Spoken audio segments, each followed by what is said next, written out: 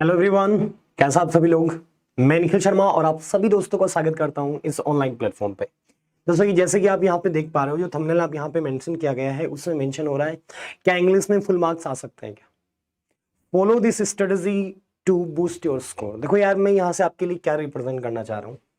काफी स्टूडेंट जो हैं जैसे कि उनकी क्वेरीज आ रही हैं, सर इंग्लिश पोर्शन क्लियर नहीं हो पा रहा है, एसबी रिगार्डिंग हम कुछ कर नहीं पा रहे हैं, तो उसके बारे में हम क्या करें, कैसे हम अच्छा स्कोर लेके आ पाए, अच्छे मार्क्स उसमें गेट करें, या फिर हम कैसे एक तरीके से प्री एग्जाम पास आउट कर लें कि इंग्लिश हमारी बहुत वीक है, उससे हम अच्छा लेके आ जाए।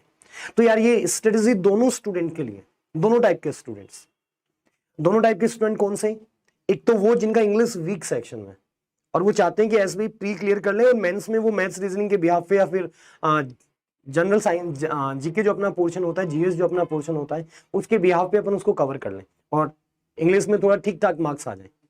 एक वो स्टूडेंट जो चाहते हैं कि इंग्लिश से मैं सारी चीजें क्लियर करूं और मैं अच्छे मार्क्स लेके आऊं, तो उसके लिए मुझे क्या करना होगा। तो यार अपन इस जो शॉर्ट वीडियो आपका यहाँ पे प्रेजेंट होगा, इसमें अपन सिर्फ इन्हीं के बारे में बातें करें, ठीक है। तो विदाउट डिले मैं यहाँ से आपके लिए लेके आता हूँ। सबसे पहले देखो, ये बात जो अपन कर रहे हैं वो किसके बारे में कर रहे हैं, वो अपन यहाँ पे बात कर रहे हैं, क्लियरली बता देता हूँ, एसबीआई क्लर्क के बारे में अपन बात कर रहे हैं। एसबीआई क्लर्क प्री एग्जाम्स की यहाँ पे मैं स्टडीज आपको बता रहा हूं, उसके बिहाफ पे अपन बात करने जा रहे हैं। ओके, तो सभी लोग इस चीज को अच्छे से क्लियर कर लीजिएगा। हाँ बिल्कुल, देखो सबसे पहले अपने इंग्लिश के पोर्शन में चीजें क्या आती है। 30 मार्क्स हैं और टाइमिंग कितना मिलता है, 20 मिनट, ठीक है। जैसे आप एसबीआई क्लर्क का जो आपका विंडो ओपन होगा, स्क्रीन जो ओपन होगी, सबसे पहले जो पोर्शन जो ओपन होता है वो आपका इंग्लिश का पोर्शन ओपन होता है, उसी की यहां से बात करते हैं। देखो इसमें क्या पूछा जा रहा है, क्या क्या चीजें आपकी यहां से जो है वो पूछी जाती हैं, उसके बारे में अपन बात करते हैं। देखो कुछ चीजें यहां पे मैंने मेंशन की है। देखो यार, ऊपर नीचे चीजें हो सकती हैं, ऐसा नहीं बोल रहा हूं मैं, लेकिन लास्ट ईयर के अकॉर्डिंग अगर मैं बात करूं या फिर इस बार की मैं बात करूं, तो उसके अकॉर्डिंग ये वाली चीजें आपके सामने यहां पे आएंगी। देखो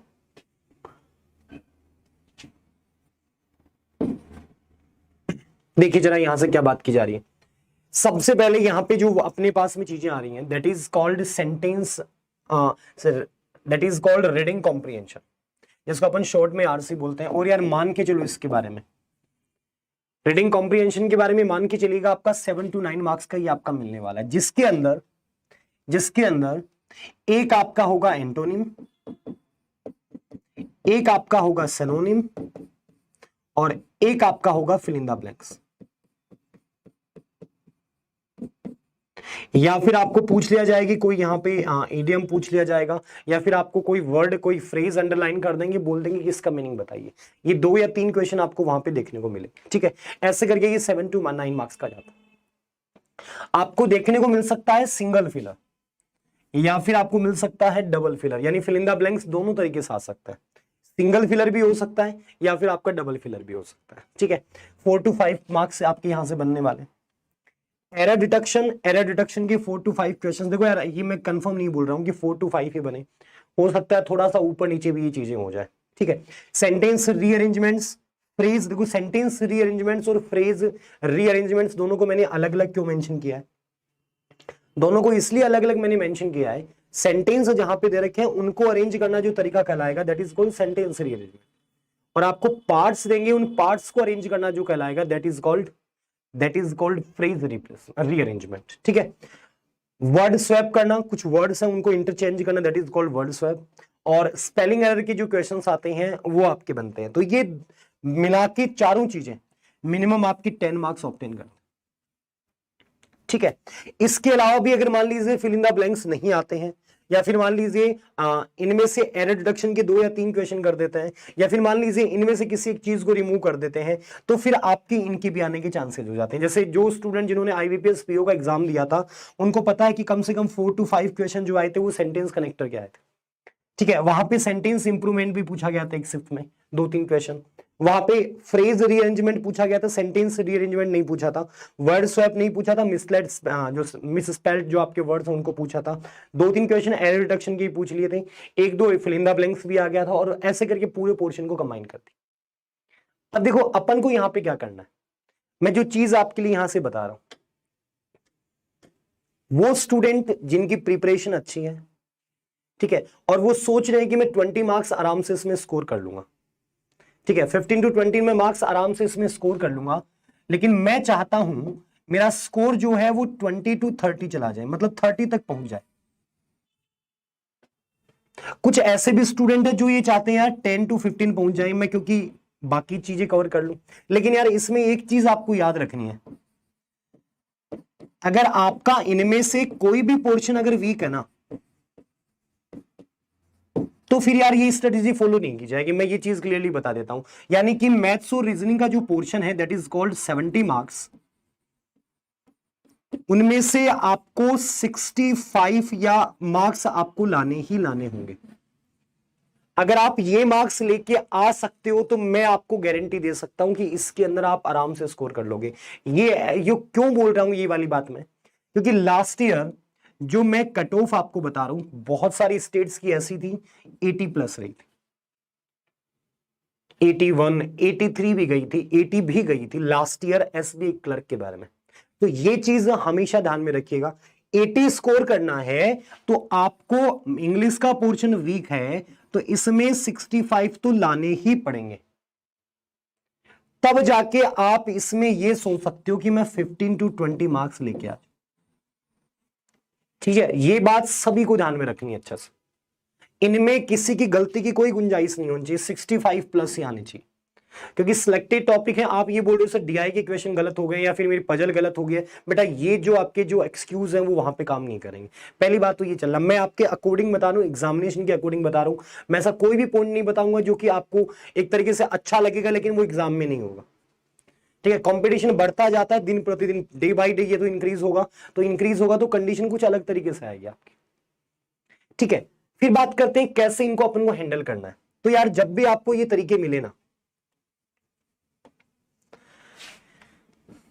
20 मिनट्स को आपको मैनेज करना है, 20 मिनट्स जो आपको दे रखे हैं उसको अपन को मैनेज करना है।